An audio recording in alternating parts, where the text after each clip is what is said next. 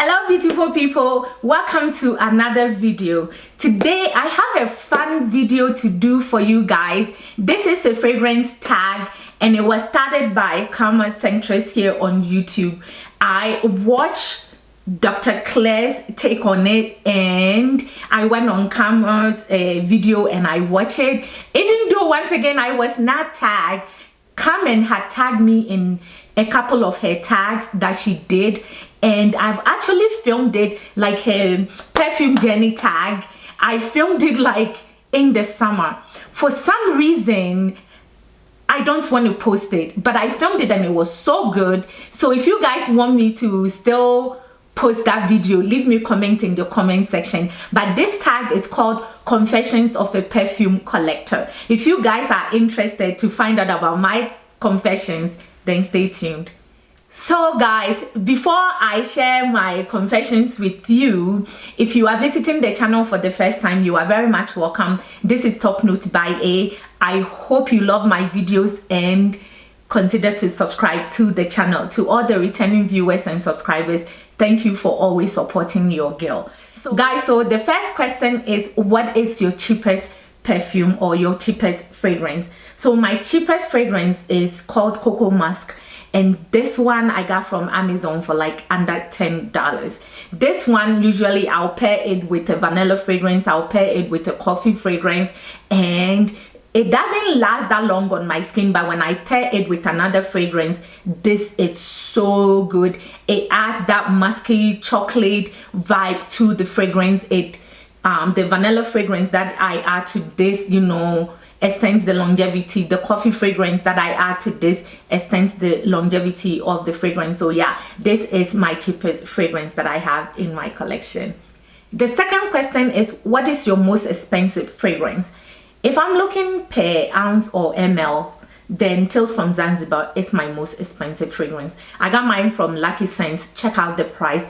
This is my most expensive fragrance, followed by Covord, and I think AI the Great fragrance is the two fragrances that I have. Some of my most expensive fragrances. If you guys want a list of some of my most expensive fragrances, then leave me a comment in the comment section. But yeah, per fluid ounces, this is my most expensive fragrance. The third question is, how many full bottle fragrances do you own? The last time I checked, and I did a huge declutter before Christmas, and I gave out about maybe 30 bottles of fragrances. And then I did another huge declutter. I separated by niche and designer and then middle listing. So right now, when I counted my collection, I think I'm at about 180 bottles of full bottle fragrances. The next question is, have you ever received weird comments about your fragrance? Yes, my daughter smelled me one day, or I was walking by and she asked me, "Mommy, what are you wearing?" And I told her I'm wearing Shagaf Oud Abeyad, if I'm not mistaken. That is what that fragrance is called. And she's like, "You smelled awful, Mommy. Go wash off." And since then, I've never worn that fragrance. It's still sitting in my collection. I can show you that fragrance right now. It's still in my collection. This is the fragrance, and she said I smell awful and I should go wash off. And I kind of in a way agreed with her, because I don't like the smoke in this fragrance, but it's the way she said it kind of really hurt my feelings. The next question is, do you wear perfumes, and do you wear perfumes to cuddle, and which one? Not really. I do wear perfume to bed. So if it's a powdery perfume, if it's a floral perfume, if it's a sweet perfume, I will wear it. If cuddle happens to happen, then I cuddle. But I don't have like one specific perfume that I wear to cuddle with my husband. I do have a whole bunch of perfumes, like, and I'll show you one. It's sitting right here. This one is Lilac Love by Amouage. I love the earthy, patchouli, chocolatey vibe, powdery vibe that this fragrance gives me when I wear it to bed. I also wear this one to bed a lot. This is from Elizabeth Taylor. This is Forever Elizabeth. This is floral feminine fragrance. So when I want to feel that, you know, femininity, I will wear this one. I do have. The next question is, how many sprays do you spray? So it depends on the fragrance for me. If the fragrance is very thick and heavy, I still overspray. Let's be truthful. I overspray, but certain fragrances you don't want to overspray it too much. Maybe I would do maybe 10 sprays for a fragrance like La African Drama. I would do maybe 10 to 12 sprays because this is heavy. This performs a lot. A fragrance like Flower Narcotique, this one I will spray like maybe 20. Even though it performs, this fragrance is very beautiful, very floral, I will spray about 20 of them. So it depends on the performance of the fragrance, but I do tend to overspray my fragrances regardless. I will overspray until the fragrance tells me slow down, then I will limit the amount of sprays that I do. So if it's a fragrance that performs really well and is powerful and it's projecting and it can be a little bit offensive to people, then I'll do like maybe 10 sprays, 10 to 12 sprays. If it's a fragrance that doesn't offend people, I will do like 20 sprays. Nowadays though, I see more skin. I spray the fragrance on my skin more than I spray in my clothes. So maybe on my skin, I'm doing like maybe 12 to 15 sprays. If the fragrance doesn't, you know, offend people. But if it's a fragrance that offends people, then I'm doing between 8 and 10 on my skin. The next question is, do you buy backups? I do have a couple of fragrances that I would love to buy backups to those fragrances. A fragrance like Serge Lutens Boy Vini.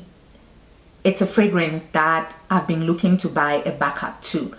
When I was ready to buy the backup to Boy Vini, it was sold out on fragrance.net. I love the fragrance, but I don't want to pay full price for it. So that is a fragrance that I will buy a backup to that fragrance. But normally I don't buy backups to fragrances. I do have fragrances that I wish I can have a backup to it.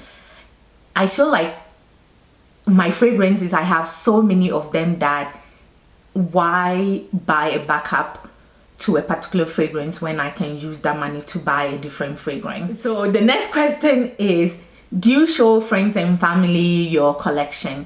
And yes, I do. I do show them my collection. Not everybody.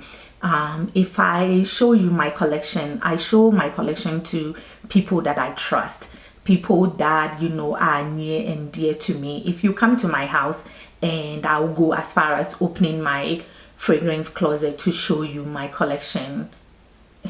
I don't do that for everybody. I don't do that, you know, with everybody. So yes, I do show my collection to friends and family, but I pick and choose who I show my collection to. Let me say it that way. I'm very proud of my fragrance collections. They are my babies, so I'm very proud of it. My daughter, you know, loves fragrances. My two daughters, they love fragrances. My husband is not so much into fragrances, but when I buy it for him, he wears it. I see him more and more wearing fragrances to work. He takes pride in wearing fragrances that I have bought for him. So my husband has a collection. He doesn't show it off as often, but he does talk about how, you know, his wife buys him fragrances and he wears them. I'm very proud of my collection, so I want to show it off, and I show it off to selected people. Let's say that. Let's say it that way. I show my collection to selected people. The next question is, does your partner know how much you spend on fragrances? Yes and no. He knows that my husband knows that I have an extensive collection. He sees the fragrance, you know, boxes that comes in most of the time, the orders that comes in the house most of the time. I don't hide anything from him, But yeah, sometimes he will ask me, so how much did you spend on that? And I will tell him. Sometimes too, he doesn't have to ask. I will go to him and be like, guess what I found on sale? And you know, and like, how much? And then I'll say it. Then he'll be like, how much is the original price? And I will tell him. And he'll be like, then that's a good buy, you know, go ahead and buy it. He's not the type that will tell you not to do something, so far as he will ask you, do you have enough save, you know, can you do it? If you can do it and not come for him for money, then he's okay with what you do. So yes and no, he does sometimes. The next question is, do you plan on collecting more fragrances? As I do continue to review fragrances here on YouTube, I was thinking that, okay, so I collect fragrance, I'm collecting more fragrances because of the review.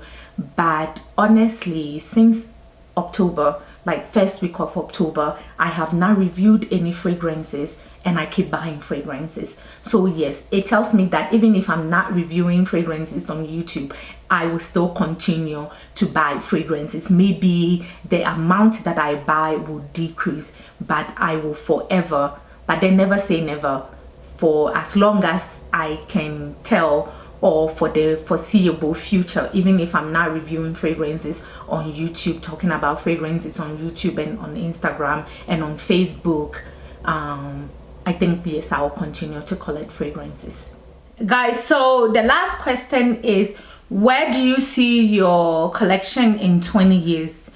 And in 20 years, I think I'll still be collecting fragrances.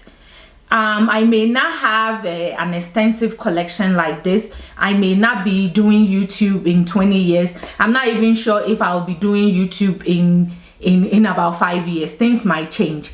But I know that my collection, I will always have a collection. It might not be as extensive as I have right now, but I also know that I will always have a fragrance collection. Thank you guys so much for doing this Confessions of a Perfume Collector fragrance tag with me. Anybody that is interested in doing a fun tag can do this tag. Until I see you on another video, stay blessed, smell fabulous, and bye for now.